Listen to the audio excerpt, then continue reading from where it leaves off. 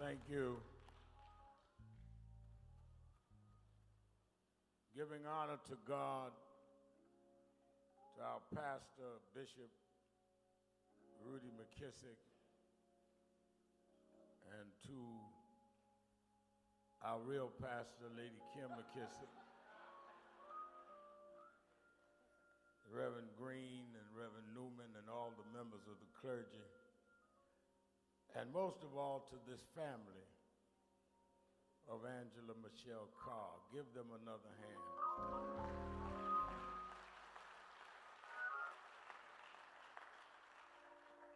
I'm accompanied today by some that I want to acknowledge before I do the eulogy. Saturday before last, there was a march in Washington. It was around dealing with hate crimes, voter protection, and economic justice.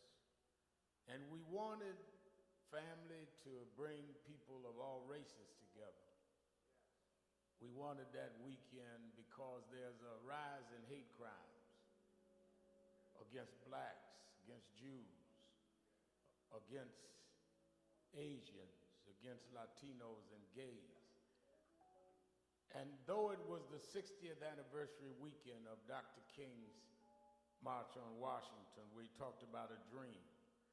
We didn't want it to be just a black march. We wanted to show we was against all hate. And we put the word out and people came, over 150,000. And as we marched, little did we know at the same time that we were marching, this killing was going on in Jacksonville. The same exact time that he pulled up the Dollar General, I was getting ready to stand up and speak at the march. We were partnered in that march by many of the civil rights group, and the leading group for Jewish Americans down through the years, the president of the Anti-Defamation League, partnered. And all of us knew we'd get some extremists in all of our communities that would say, why are y'all working with them? But we can't stop hate unless we reach out beyond our comfort zones and fight hate together. Because let me tell you something, same folk that hate blacks mostly hate Jews and mostly hate Asians. A hater is a hater.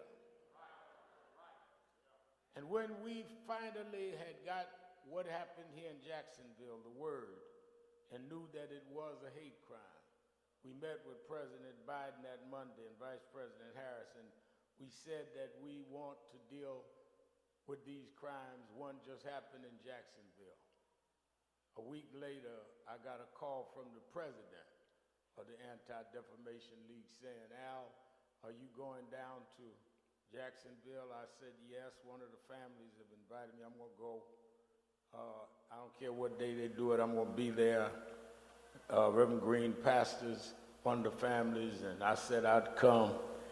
And Bishop McKissick's a member of our national board, and I believe that he and will go and ask Kim, can we come to Bethel?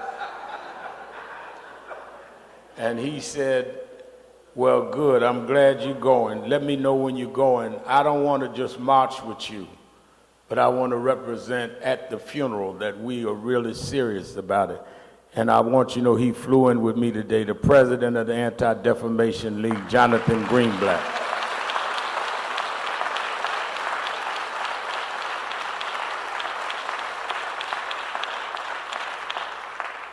Also, I'm proud that organizers, young organizers, helped with that march, and one of the leaders here, Stand Up Deanna Burton, is here with us today.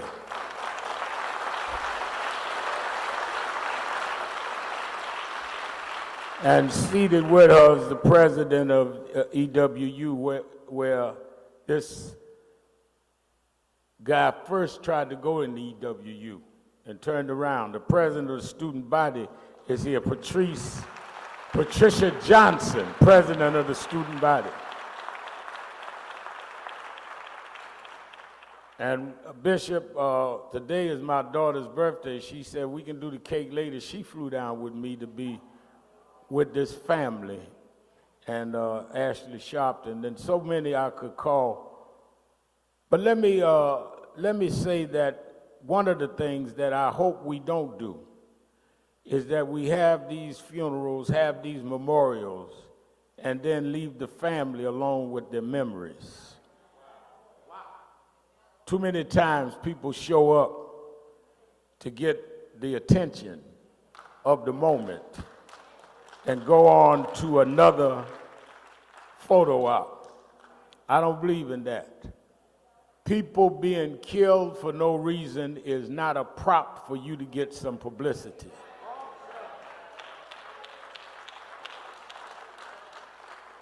This woman was loved by her family. She did nothing wrong. And this family should not have to hear all of this today and see these cameras today, and Tuesday we forget it. I would like the family in whatever way they want, and Reverend Green work with them. I'd like them to form a scholarship in her name so that some children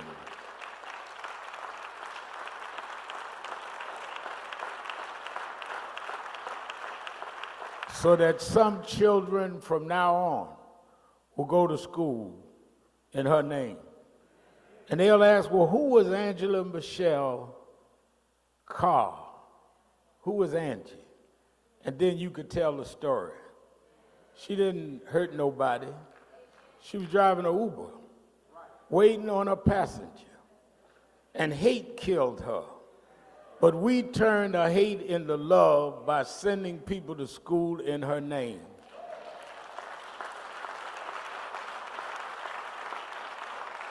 And as you construct that, I want you to do that, and I want you to know today my commitment is that we will start that college fund in her name. I'm giving $5,000 to get you started.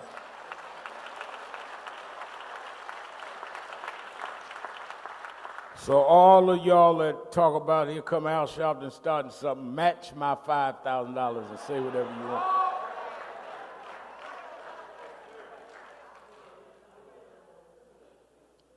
I want you to turn to the book of Ephesians 6 and 12.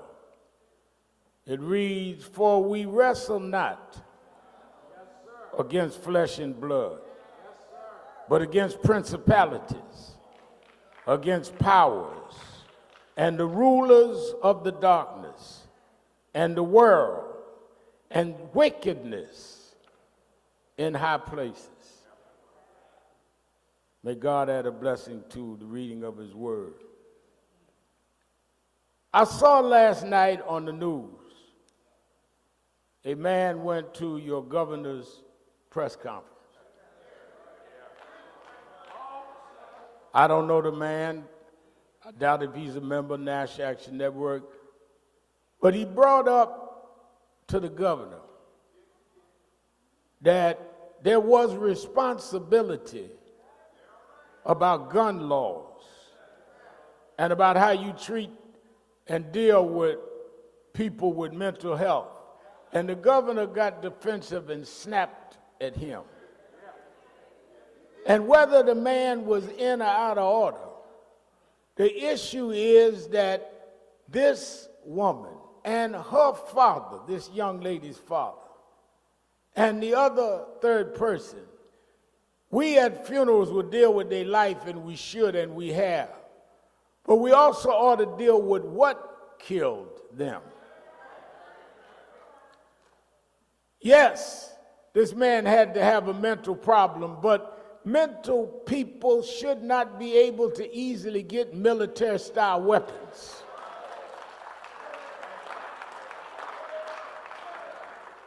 Mental people should not be able to get AR-15s and put SWAT stickers on them. Don't say you're not responsible for one deranged man. You're responsible for deranged people being able to get military-style weapons.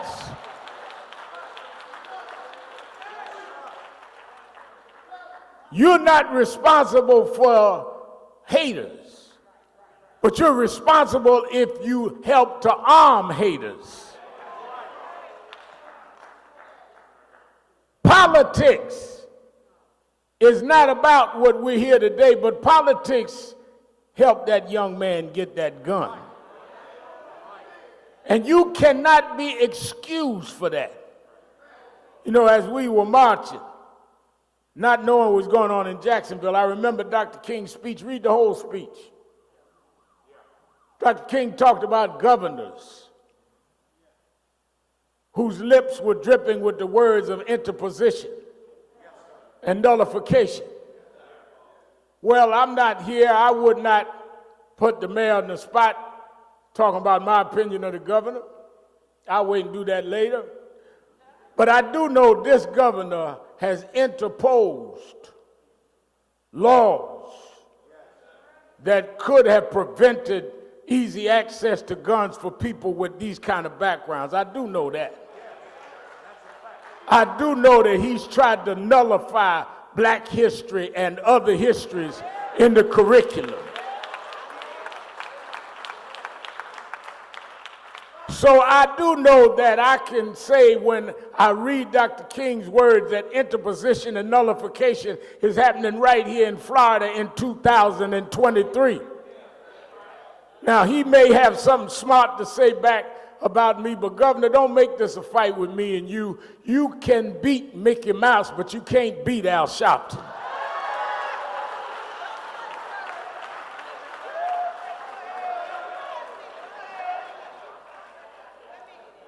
And we together ought to be dealing with this hate. A week after this massacre, neo-Nazis marching in Orlando. They're not even being ashamed to hate no more. Go to a playground where parents bring their children and spew out anti-Semitic words. People going through their everyday life, shot down in front of a supermarket because of the color of their skin. Go to an HBCU. How many people have to die before you get up across, whether you're Republican or Democrat, and say we've got to stop this and we've got to bring some sanity back in this country?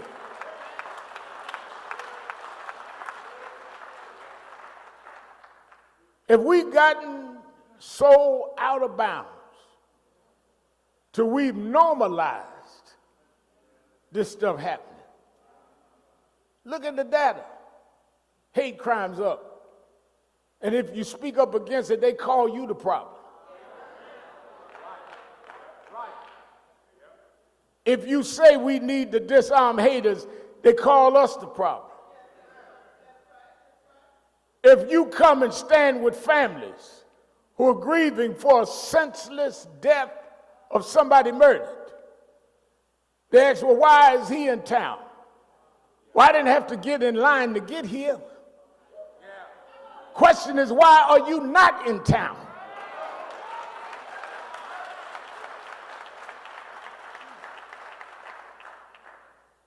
There's something that bothers me.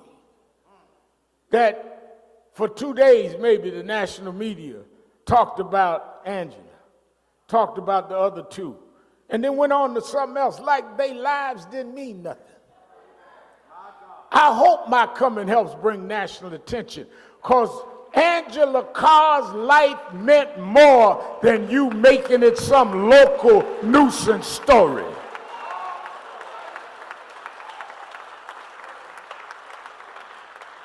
But here he come to stir things up. I hope I stir them up. Because somebody needs to stir you up to straighten this out. We've gone to too many funerals and comforted too many families. Enough is enough. We need to stand up together.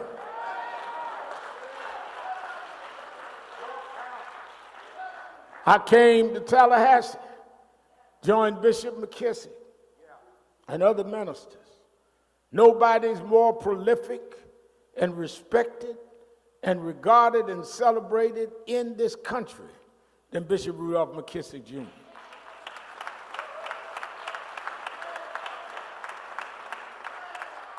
And he put his name and reputation out there and said, we're going to march because we don't want history distorted. It is not that we're trying to brainwash people. We're trying to get people out of the brainwash. Maybe, Mr. Governor, if these people that have mental issues knew the whole story, they wouldn't be hating people that survived the worst hate in the history of this country. Maybe if you didn't take the parts of the story out that offended people, maybe they would understand that they were hating the people that were the hated. I went not long ago, took my daughters to Edgefield, South Carolina. Why did I take them to Edgefield? About 7 or 8 or many years ago, a reporter came to me and said, Reverend Al, we're going to do a special. It was January of 2007. He said, we're going to do a series in the February issues of our paper on Black History Month, and we want a permission from you to do your family tree because we're doing some known blacks family tree. I said, all right. He said, have you ever done it? I said, no. So I gave him permission to do it. He came back a week later, had another reporter with him and a photographer. I said, what's all this? He said, let me ask you something. I said, what? He said, on your father's side, my father left when I was 10. I never heard from him again for 20 years. He said, how much did you know about your father's side? I said, well, I was there. My father was there till I was 10. He's a successful businessman and all that. He said, do you know his father? I said, I met my grandfather a few times. We used to go down to Wabassa, Florida, where my grandfather was. My folks was from Florida on my father's side. He said, did you know his name? I said, his name was Coleman Sharpton. He said, did you know his father's name? I said, no, I didn't know my great-grandfather. He said, well, your grandfather who you met a few times, his name was Coleman Sharpton Jr. His father was Coleman Sharpton Sr.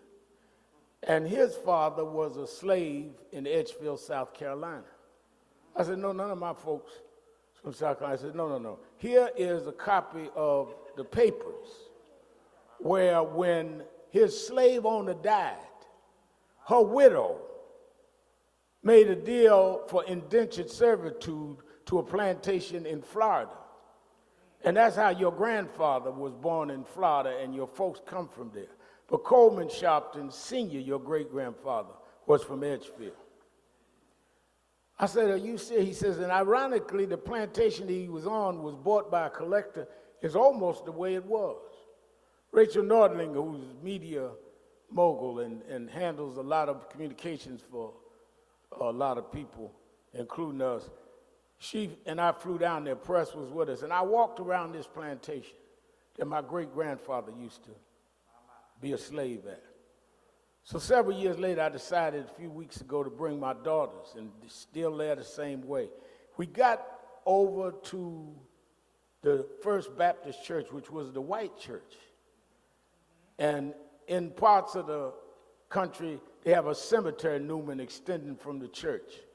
And as you walk in the cemetery, First Baptist Church in Edgefield, about a third of the cemeteries was Sharptons and Thurmans, because Alexander Sharpton, who owned my grandfather, was married to Strom Thurman's cousin.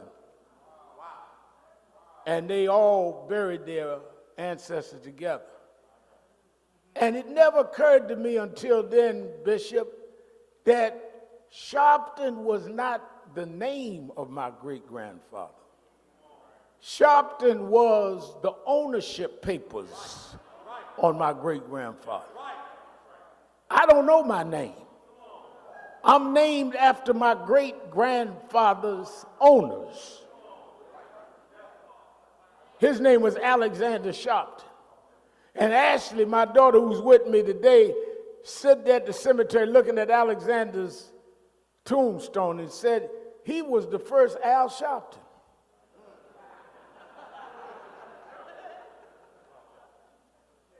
Maybe if you didn't edit that out of the curriculum,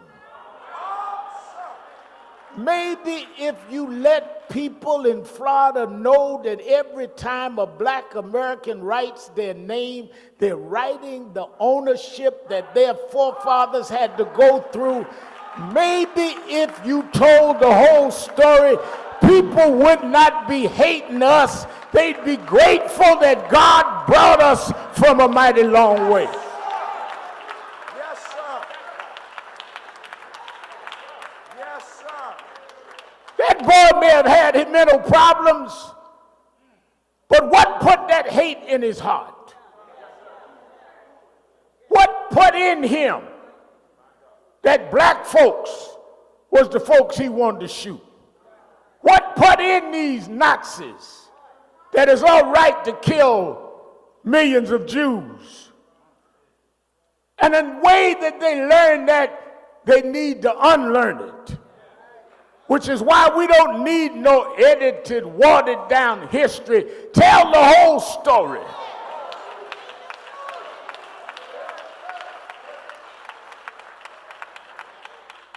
Don't rewrite the story. Reason why our churches are so strong is we came through so much. And we know that it wasn't man that brought us through, it was God. In the midst of our sorrow, it was God. In the midst of our pain, it was God. When we didn't know our names, when we didn't know where our relatives was, God brought us through. Don't reduce, don't edit, don't fix my story. Tell the whole story.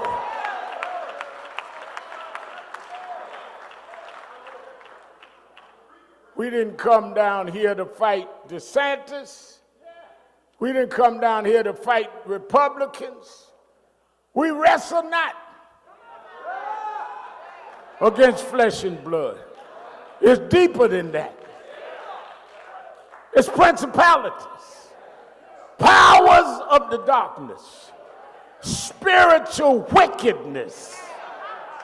It's wicked to know people's story and won't tell the story. It's wicked to start culture wars in a divided country. It's wicked for us to tell our young black men and women to don't be criminal and don't shoot up Jacksonville and get rid of these guns. Yet you'll take a man with 91 felonies and 4 cases and say he ought to be the president of the United States. It's wicked.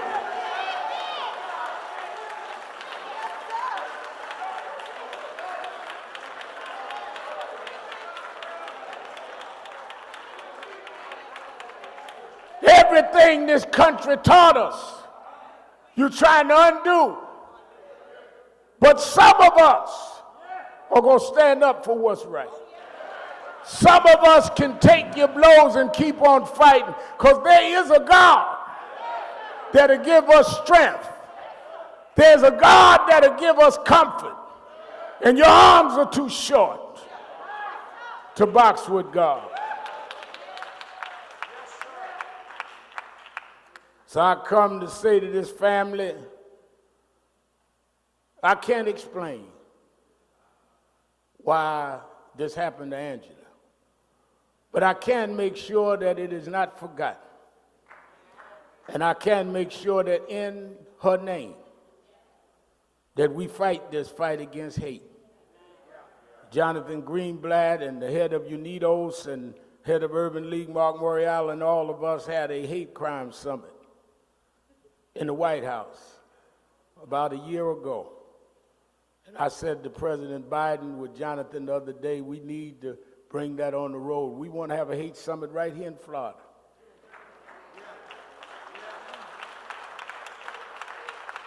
And I hope that all types of people come, Republican and Democrat. This is not about your party. This guy, when he shot in front of a Dollar General didn't ask, were you a Democrat or Republican? He didn't ask, do you like the mayor or do you like DeSantis? He saw black, and he shot and killed. These neo-Nazis see Jews, and they harass them. We have got to get past being divided for the dividers and celebrate in the midst of this misery a God that gives us life. Yes, Bishop McKissick's right. We have National Action Network all over the country. I go everywhere I'm asked to go. And what gives me the strength, I had a pastor who was my mentor, and I'll close with this, Reverend William A. Jones. And I remember Reverend Jones told a story. He said to me, he said that, Al, I thought he was ill, and this was before his passing, about 4 or 5 years, but he had gotten so ill. And I came to see him. He said, you know, Al, I got so ill one night, I kind of woke up in a daze. And I looked up, and it was this image in my room I never seen before. And I figured out, because it was dark, I thought death had come in my room. He said, I've been preaching so long that I talked to myself and said, try to talk death out of taking you. When you've been preaching a long time, you think you can just about talk anybody into anything. He says, I tried to strike up a conversation. I said, Death, how long you been on the job? He said, Death didn't answer me, kept moving to my bed. He said, I tried again. I said, Death, do you ever feel guilty about the work you do? You've separated mothers from their children and fathers from their loved ones. You've taken couples that have been married 60 years and divided them. Do you ever feel bad about the work you've done? He said, Death didn't answer me. He got now to the tip of the bed. He said, I tried one last time. I said, Death, have you ever made a mistake? In all these centuries, have you ever made a mistake? He said, Death stopped then for the first time. And Death looked down at me and said, you know, Jones, in all these centuries, I've been out here a long time. In fact, I've been out here since the beginning of time. I took out Adam and Eve. I've taken out kings and queens, and I've taken out servants. I've taken out the rich. I've taken out the poor. I've taken out the famous, and I've taken out the unknowns. But in all these centuries, I've only made one mistake. It was about 2,000 years ago. They sent me up a hill called Calvary. And when I got up that hill, there were 3 men hanging there. And I reached out and I grabbed the one on the left, and I took him with me. I came back and I grabbed the one on the right, and I took him with me. But then I made my mistake. I came back and I grabbed the one in the middle. And when I grabbed him, he grabbed me back. And we started wrestling, we started fighting, we started rumbling all over that mountain. I fought him for 3 long days, but after 3 days I had to let him go. I never did get that man from Calvary. I come by Bethel to tell you today, I'm not afraid of no big governor. I'm not afraid of no politician. I work for the man in the middle of Calvary. He promised he'd never leave me. He promised he wouldn't forsake us. He promised he'd be on our side. He walks with me. He talks with me. He tells me I'm his own. Yes, yes, yes.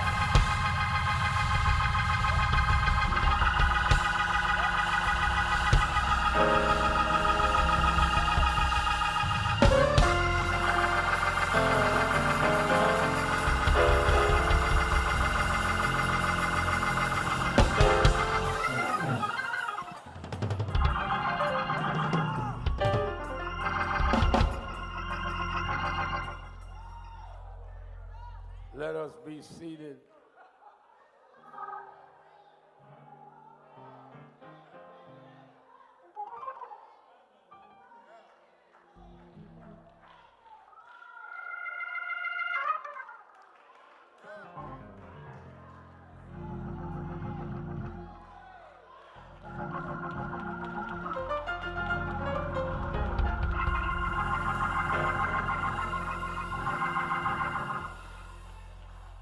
Attorney Ben Crump, who's working with this family, is stuck at the airport in New York, won't be here to do the call of justice. But the call is being made. Reverend Ron Seller, stand up, who is our Southern Regional Director of National Action Network. He will be working with local activists around Florida. Martin Luther King III and Andrea Waters King had a conference call, Zoom call with Jonathan and I to do a hate summit here in Florida to try to deal with hate. We also want to support all three of the families, the attorneys of the families. I'm not in the attorney business. Whatever attorneys the families choose, that's who we work with. And whatever we do, whether we help with funeral costs or whatever, we don't even ask to be reimbursed. We pay, I don't advertise who we pay for funerals because I don't want everybody calling me asking for money.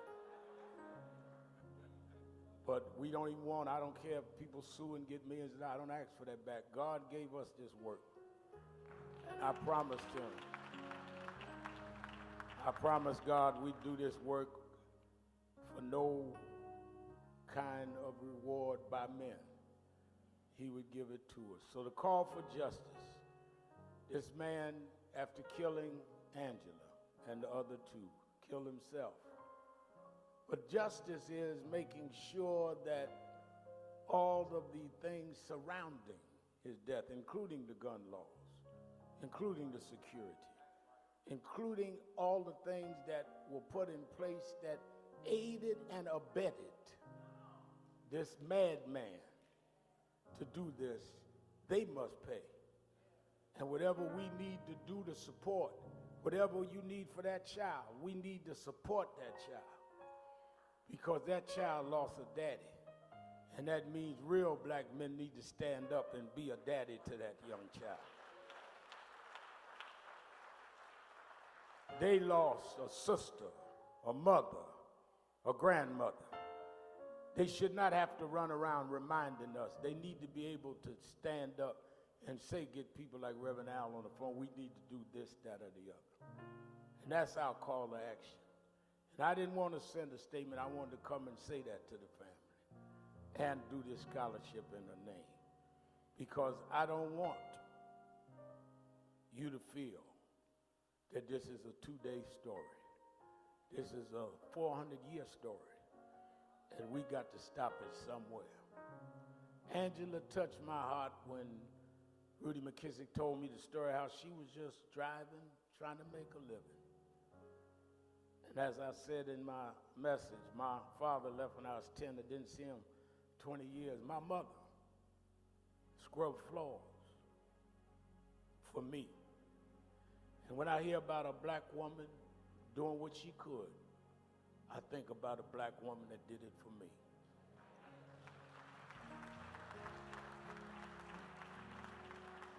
Somebody said to me, coming into church, Reverend Al, I watch your television show. That's my glory.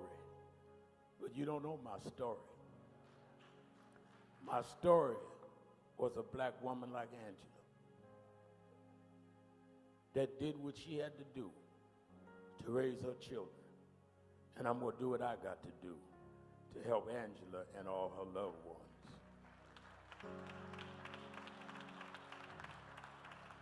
That's our call to justice. Bishop. Can we thank God again for the Reverend Al